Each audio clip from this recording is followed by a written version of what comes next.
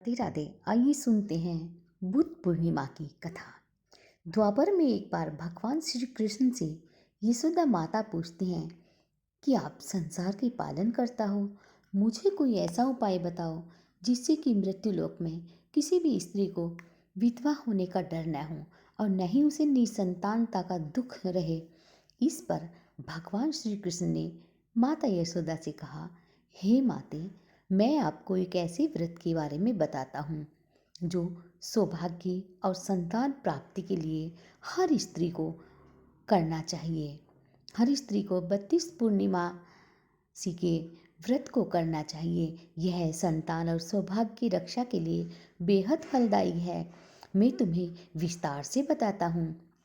कांतिका नामक एक नगर में चंद्रहास्य नाम का राजा राज करता था। उसी नगर में एक धनेश्वर नामक ब्राह्मण भी अपनी पत्नी सुशीला के साथ सकुशल रहता था।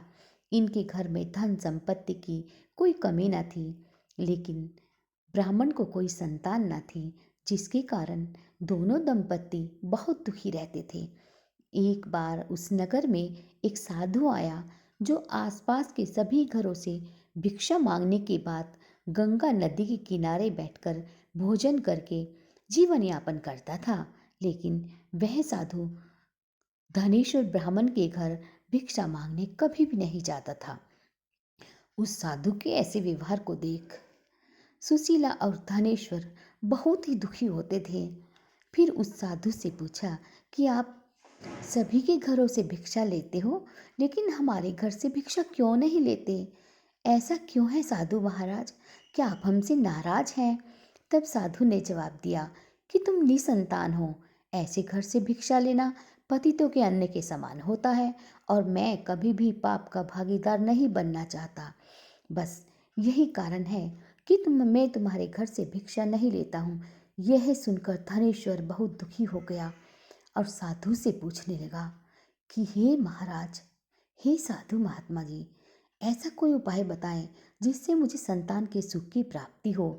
तब साधु ने ब्राह्मण दंपति को 16 दिन तक माँ चंडी की पूजा की सलाह दी। इसके बाद धनेश्वर और उसकी पत्नी दोनों इस व्रत का पालन करने लगे। दंपति की इस आराधना से माँ काली प्रसन्न हुई। उनके सामने माँ काली प्रकट हो गई और सुशीला को गर्भवती होने का वरदान दिया। साथ ही उस ब्राह्मण दंपति को पूर्णिमा के दिन पूजा विधि भी बताया। माता ने कहा कि आप दोनों प्रत्येक पूर्णिमा को दीपक जलाना, सभी को पूर्णिमा दीपक की संख्या बढ़ाती जाना।